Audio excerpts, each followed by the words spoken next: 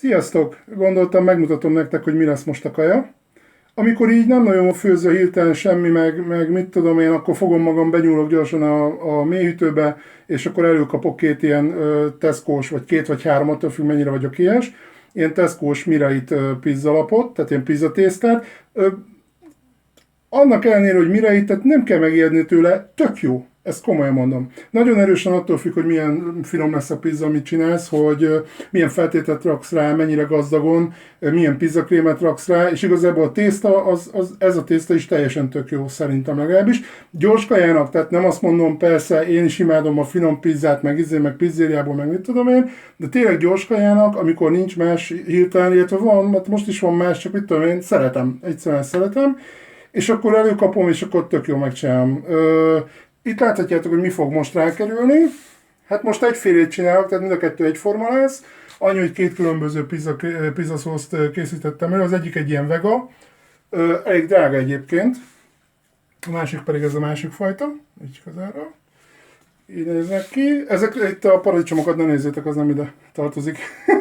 Az majd egy másik kaja egyébként, ami ma holnap megfőzésre kerül, úgyhogy Facebook oldalra biztos, hogy ki fog kerülni, nem hiszem, hogy videó lesz róla, de fotó meg ilyesmi biztos, hogy szokott lenni a Facebook oldalamon. Na, szóval ez meg lesz pakolva, most már kezdenek, hát ugye ki kell először is engedni, kezdenek már kiengedni, és ezeken lesznek betéve is egyébként rögtön így a sütőben. Meg fogom pakolni, és akkor, hogyha elkészül, akkor jelentkezem.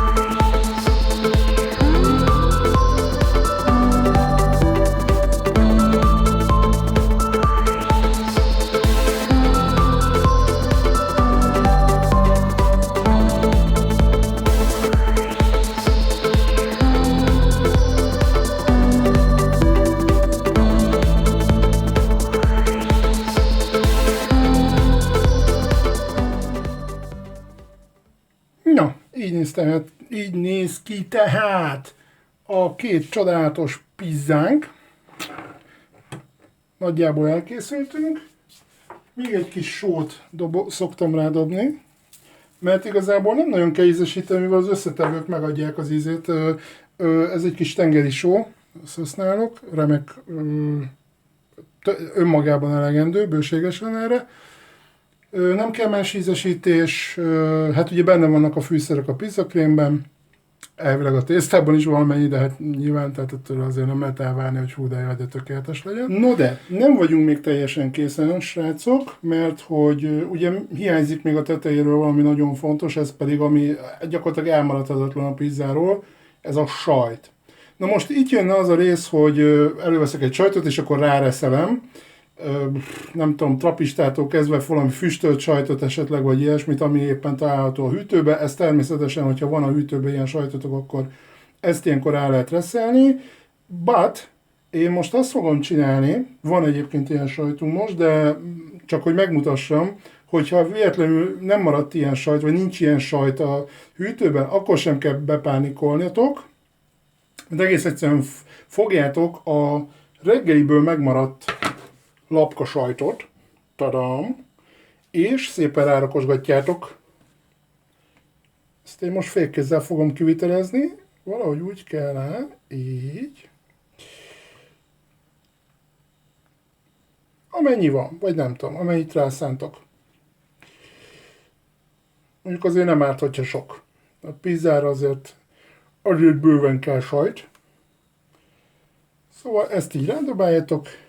Hát így most félkézzel tartom a kamerát, mert ezt így tudom megoldani. És akkor félkézzel rakosgatok. Ennek meg is van az eredmény, szépen összetapodtak. Próbálom úgy, hogy jó, ha a kamerában nézem, akkor nem jó. Na, így. Tadam! Látjátok? És ez így is kiváló. Ez így is finom. És hogyha nincs más, akkor ez van. Tehát azt dobálunk rá a pizzára, amit otthon találunk a hűtőbe. És akkor így néz ki gyakorlatilag a késztermék. Na most a sütése következőképpen fog zajlani. Ez a mikrohullámú sütőnek látszó tárgy, ez valójában azt tudja, hogy nem csak mikrohullámú sütő, hanem egy hőlégkeveréses sütő is egyben. Mert ugye mikrohullámúba ezeket a fémeket, ha berakom, akkor ezt azért nem szeretné. Na most próbálom ügyesen. 2 vagy akár 3 is berakhatunk, ugye, mert hőlégkeveréses sütőben nyugodtan lehet, több szintet is. Egyszerre meg fog szépen sülni, sőt, ugye hőlégkeverésesben, mivel nem érnek össze az ízek, ezért lehet sósat, édeset együtt sütni, semmi probléma nem lesz ezzel. Na, úgyhogy így néznek ki a drágák, a szépségek. Látjátok? A sütési idő ebben a sütőben, ugye ez egy kicsit gyengébb, mint a normál hőlégkeveréses sütő. Ott olyan 200 fokon egy ilyen 10-15 perc szokott lenni. Itt 230 fokra fogom állítani, mutatom is. Tehát 230 fokra fogom állítani a történetet. Így. És azt mondom neki, hogy bizony, ez nem 15 perc lesz, hanem 25 perc átlagban, de feltéttől függően, meg hogyha egy kicsit olyan a sajt, hogy kicsit több idő kell neki, mondjuk füstölt sajtoknál általában, akkor én 27-et is beszoktam állítani. Most legyen egy olyan 26 körülbelül. Vigyázni kell, azért túlzásokban ne essen az ember, mert hogy abban az esetben ugye a tészta az meg fog keményedni, és akkor gyakorlatilag pizza chipset fogsz enni, nem pedig finom pizzát. Na, úgyhogy ha kész lesz, akkor meg fogjuk tekinteni, hogy néz ki. Én már alig várom.